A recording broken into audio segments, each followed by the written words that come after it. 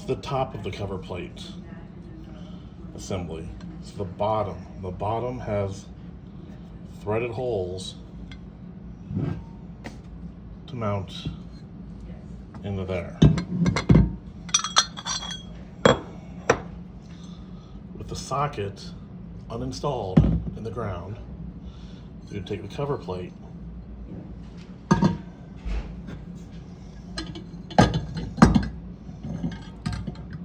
line the holes up,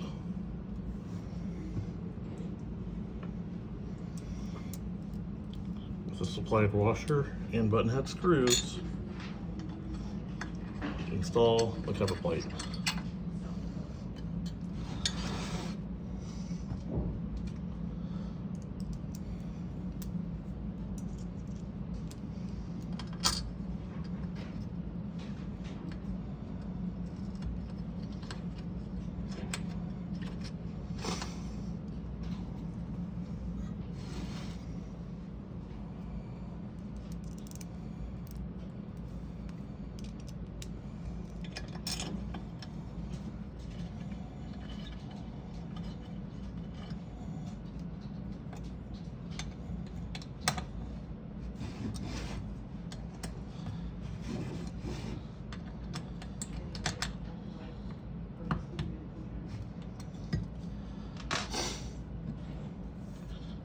You would then install the socket into the hole with the mortar or concrete mix in.